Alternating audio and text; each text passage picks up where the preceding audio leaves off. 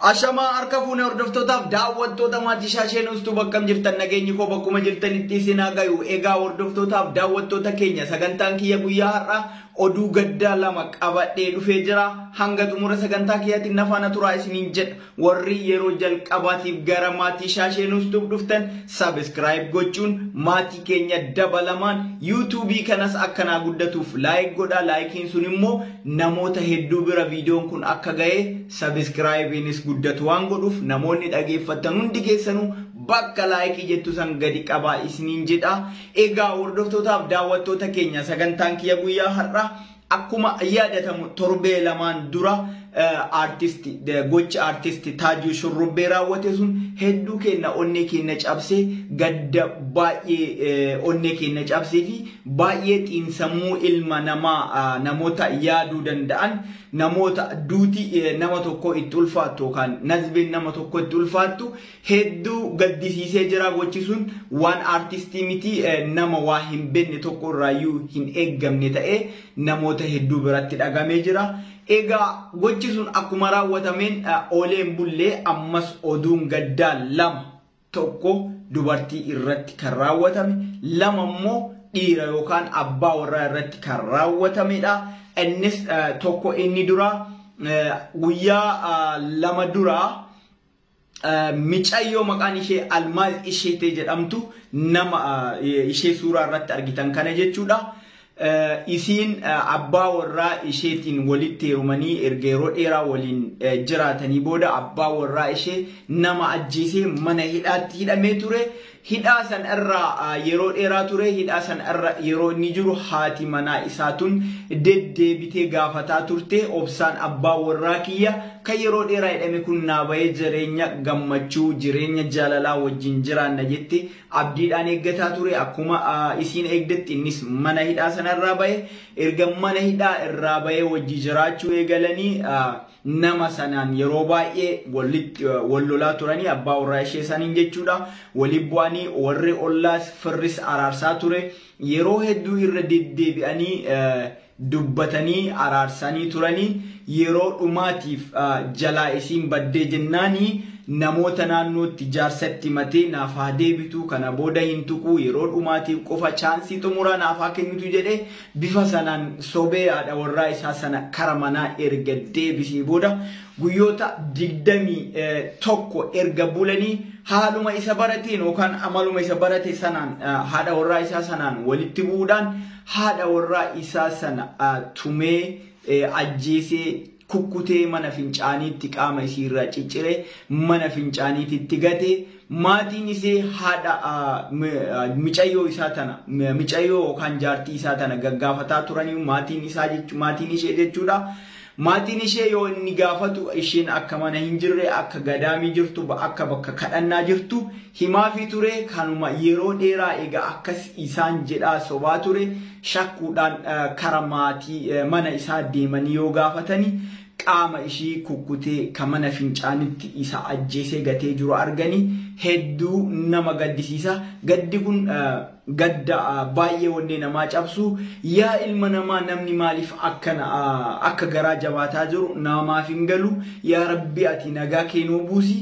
Yoo walii ta'uu baatan nagaan gargar gaddeemanii jireenyi biraa akka itti fuftu waan ta'eef nama biraa waliin bulii ijaaratanii yookaan innis ishee dhiisee isaaf taatu barbaadatee fuudhuu qaba malee bifa kanaan garaa jabaatee sanuu ilma namaa harka maaliittu qabe kukkutee haadha warraa isaa ta waliin bule ta waliin jaalalaan dabarse kukkutee maal jedhee mana fincaaniitti gata. Yoo iseen isa gubdee yookaan isa aarsite itti dhiisee biraa deemee jaartii biraa hin laallatu yookaan jireenya biraa eegaluu danda'a ture. Akkamitti ilmi namaa kun nama waliin jiraatu nama saba isaa haadha warraa isaa haadha finna isaa taate takka akkamitti akka ajjeesuu danda'u ananaaf hin galu. Hedduu kenna Rabbiin rakkoo akkanaa kana irraa nu haa baraaru.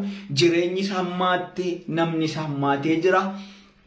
Yeroo wal dhabbeen akkanaa uumamu namu gara yakkaa yookaan gara waan tokko balleessuu osoo hin taane gara rakkoo sana furuutti osoo deeman yookaan yoo walii galaa hin jirre argani yoo jaartiin isaa sun yookaan namni inni waliin jiraatu sun isaaf ta'uu baatte itti dhiisee jaartii biraa soqatee wajjin jiraachuu ni danda'a ture. Gaddi kun gadda onnee nama cabsuudha. Rabbiin waan akkanaa kanarraa isin haa baraaru, dhiiras shamarranis isiniin jedha. Oduun keenya inni lammataa ammoo oduu kanaan addaati. Innis maali yoo seetan dubartiin maqaan ishee Suufaan Shantam jedhamtu abbaa warraa ishee kan waggaa 11 wajji jiraataniif ijoollee 3 waliin waratan muka mooyyee yookaan kan ittiin tuman san sheerume jechuudha isa sanaan dhooftee ajjeefamte jedhame amma miidiyaan garaagaraa dubbachuu jira. Sunis kan ta'e godina Shawaa Lixaatti ta'e taateen sun kan ta'e godina Shawaa Lixaatti kan ta'e dhayuu qofaa miti wanti nama gaddisiisu dhooftee naannoo kana dhooftee erga dhiigni afaaniif funyaaniin jigee inni kufee booda guyyoota 3 guutuu akka sanatti osoo hin nyaanne osoo hin dhugne ture akkasumatti ilaalaa turte. Sana booda guyyaa 3 booda nazbeen isaa bahuu danda'ee jira. Nazbeen isaa erga bahees namatti hin himne isheen maal goote manuma keessatti boolla qottee nama abbaa warraa yookaan abbaa warraa ishee ijoollee 3 waliin qabdu kana mana keessatti awwaaltee jedhama. Yaa gara jabina ilma namaa akkamitti dubartiin haati ijoolleedha abbaa warraa ishee kan waggaa 11 wajji jiraatan kan ilmaan 3 waliin qabaatan harka maaliin akka dhooftee isin ajjeefte dha'u qofa ajjeesuu qofa miti. Gara jabinni sun namni sun dhooftee maybe shayxana tokko godhee eega inni lafatti kufe shayxanni yeroo tokkoof nama koruu danda'a. Eega wanti sun akkas ta'e tasa osoo yeroo san dhooftee ajjeeftee rakkoo miti. Echin shayxana maybe abbaa warraattuu harka kaasuunu tokkoffaa inni shayxana dha'ummaa yaadachuunu jechuudha.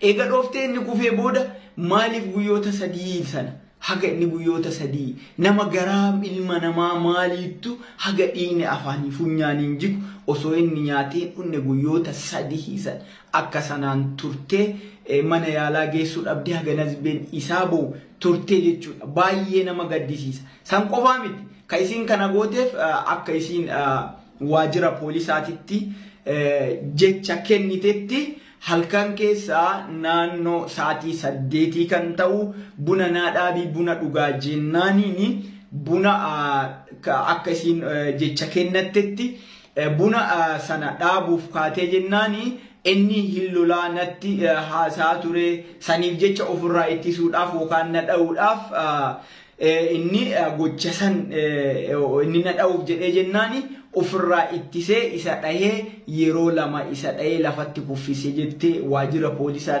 eega dhaqxee booda jecha isaa kennitee jirti. Akkaataan waajjira poolisaas itti dhaquu dandeette. Guyyoota hagasii eega turtee gaafa guyyaa 3 booda eega inni du'ee awwaaltee booda guyyaa naannoo 7 tokkoogaa guyyaa isin itti dhoofte ji'a jalqabaa akka lakkoofsa Itoophiyaatti baatii darbe kana gaafa guyyaa 12 ture. Gaafa guyyaa 12 isa awwaaltee gaafa guyyaa 18tti warri firri gurbaa du'aa yookaan gurbaa miidhamee abbaa warraa ishee sun jechuudha obboleessi isaa abbaa warraa kee akkam ta'ee jedhee gaafatee jennaan madaabaraa fudhatee bahee urga sanaa hin deebine jedhee itti himtee jennaan maaliif hin so'iniree maaliif cadhiftee jedhee bifa saniin inni gaafatee jennaanii homa takka dubbachuu isheen dinnaanii inni immoo afoosha ummata naannoo sana jiran hunda isaanii dubbisanii akka afooshaatiin baanii dhaqanii ishee gaafataniiti shakkanii yoo mana keessa laalan biyyee san arguudhaan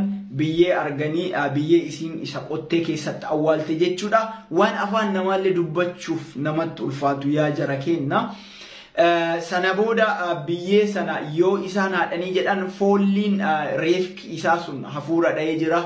Itti dha'ee jennaan hafuurri sun itti dha'ee jennaan shakkaniiti.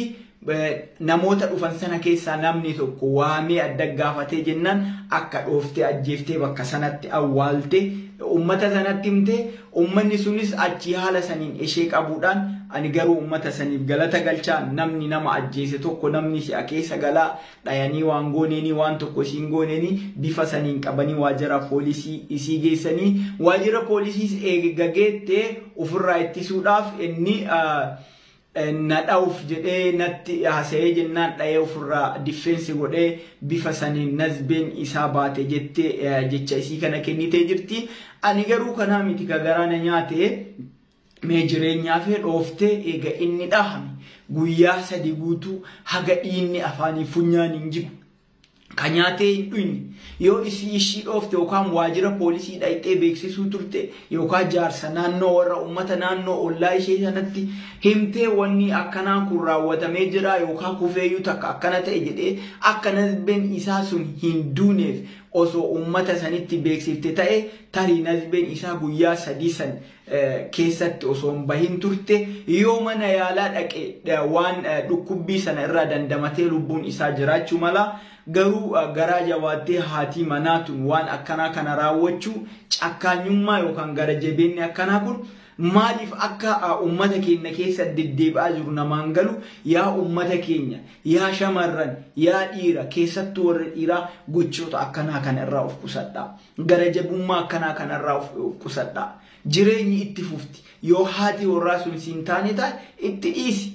Hiikiin gad adeemtu hiree siyaa barbaadatu ati siree kee barbaadatu namni nama ajjeese tokko addunyaa tana irrattis kabajan qabu gaafa du'es rabbi biraa akka amantaa keenyaatti tokko akka amantaa musliimaatti jeenan isatti haraama waan ta'eef amantiin eenyullee yoo ta'e nama ajjeesa haadha warraatiif abbaa warraa dhiisi nama ajjeesa ka jedhu tokko hin jiru. Kanaafuu gochi raawwatame kun waan hedduu nama gaddisiisu waan onnee nama cabsu gochoonni akkanaa kun deddeebi'ee uumamaa jira waan akkanaa irraa of eeggadhaa shamarran especially shamarran gochi akkanaa yoo abbaa warraa keessan amalan taane isinitti agarsiise dhayuuf yookaan waatti deebisuuf yookaan jecha badaatti deebisuuf akka dubbiin sun hammaattu godhuuf yaaluu dhiisaati itti dhiisaa bira deema. Karamaatii keessanii nama akkasiisa waliin jiraachuun hedduu ulfaata nama tariitii nama nazbee namaatti gamu tokko yookaan namni yeroo baay'ee nazbee namaatti gamu sun nazbeen namaa harka nama saniitti hin baati.